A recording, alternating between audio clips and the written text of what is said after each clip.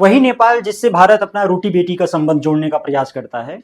नेपाल की राजधानी काठमांडू में भ्रष्टाचार और सोशल मीडिया बैन के खिलाफ तकरीबन 1 लाख युवाओं ने 1 से 2 लाख युवाओं ने जबरदस्त विरोध प्रदर्शन किया। अब काठमांडू की बहुत सारी तस्वीरें जो सोशल मीडिया पे आई हैं, उसको देखकर अंदाजा लगा सकते हैं कि वहाँ के युवाओं में नेपाल सरकार के खिलाफ कितना गुस्सा है। इसे नेपाल सरकार के खिलाफ एक जेनजी प्रोटेस्ट कहा जा रहा है। जेनजी जनरेशन वो है जिसको कहा जाता है कि इसमें 13 से 28 साल के बीच के जो बच्चे हैं वो आते हैं, क्योंकि इसमें ज़्यादातर स्कूल और कॉलेज जाने वाले होते हैं, युवा होते हैं, और जिन्हें कहा जाता है कि ये कुछ नहीं कर पाएगी। आज वो बिना अपने किसी लीडरशिप के सरकार को उखाड़ फेंक रही है।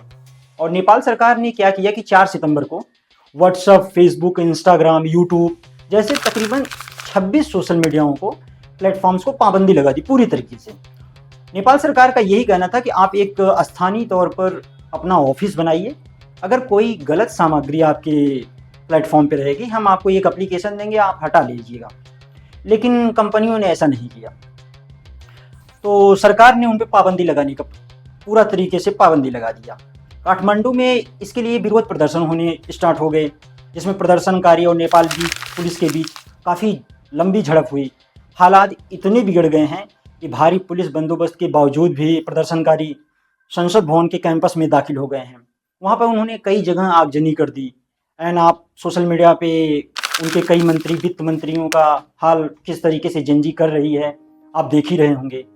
युवा अपने हाथ में प्ले कार्ड्स लेकर प्रदर्शन कर रहे हैं, जिन पर लिखा है जेनजी प्रोटेस्ट नेपो बेबीज, भ्रष्टाचार हम नहीं सहेंगे और अपना भविष्य नहीं बेचने देंगे। नेपाल के युवा नेपो बेबीज के शब्द का इस्तेमाल क्यों कर रहे हैं? क्योंकि जो बिना योग्यता के हैं और राजनीति में ताकतवर बने हुए हैं। पुलिस ने प्रदर्शनकारियों के लिए आंसू गैस, लाठीचार्ज, पानी का बौछार, बहुत सारे इवन रबर के बुलेट्स भी छोड़े हैं। पुलिस ने कई राउंड फायरिंग की।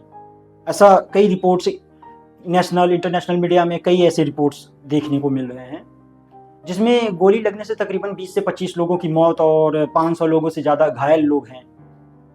वहाँ हालात इतने कंट्रोल नहीं हो पा रहे हैं कि सेना को तैनात किया गया है। और इस समय काठमांडू में राष्ट्रपति भवन हो, प्रधानमंत्री आवास हो, संसद भवन हो सहित नेपाल के बहुत महत्वपूर्ण शहरों में कर्फ्यू जैसे हालात हैं।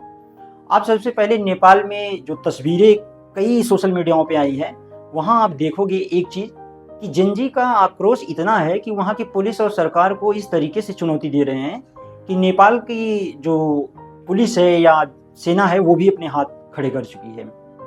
नेपाल का जेनजी कहता है भ्रष्टाचार के खिलाफ सरकार उनकी आवाज़ को दबा रही है, इसलिए सोशल मीडिया प्लेटफॉर्म पर पाबंदी लगाई जा रही है। वहाँ सोशल मीडिया प्लेटफॉर्म टिकटॉक पर पाबंदी नहीं है, क्योंकि टिकटॉक ने नेपाल सरकार के नियमों को माना और अपना रजिस्ट्रेशन स्थानीय तौर पर करा दिया। एंड प्रदर्शनकारी इसका इस्तेमाल धड़ल्ले से कर रहे हैं, क्योंकि भीड़ को संदेश देना हुआ एंड लोगों को इकट्ठा करना हुआ। टिकटॉक पर hashtag nepo babies, nepo kids के साथ नेताओं के बच्चों के ऐशो आराम भरी जीवन को दिखाई जा रहा है, और दूसरी तरफ नेपाल के आम बच्चों को दिखाया जा रहा है कि जो तकरीबन कई 2-4 हफ्तों के ट्रेनिंग से रशियन मिलिट्री में भर्ती हो रहे हैं, एंड उनको कुछ ही दिन की ट्रेनिंग के बाद उनको फ्रंट लाइन पे भेजा जा रहा है, और उसके बाद वो लगातार शहीद हो रहे हैं। लेकिन देश के लिए काम नहीं हो रहा है नेताओं के द्वारा।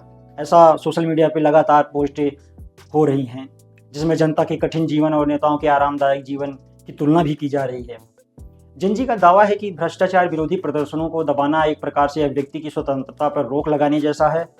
लेकिन भारत सरकार और विश्व में कई ऐसी सरकारें हैं जो सीखने की ज़रूरत है नेपाल से। इवन इसके पहले बांग्लादेश में हुआ, उसके पहले श्रीलंका में हुआ। खैर इस समय फ्रांस, इमैनुअल मैक्रोन, उनके खिलाफ भी प्रदर्शन हो रहा है छात्रों का। लेकिन हमारे देश में तकरीबन 150 करोड़ लोग रहते हैं एंड काफ़ी अच्छी अर्धसैनिक बल, पुलिस बल है। लेकिन हमें सतर्क रहना है, चाहे वो सरकार हो, चाहे वो एक सामान्य मानवीय हो। मिलते हैं अगले वीडियो में। नमस्कार।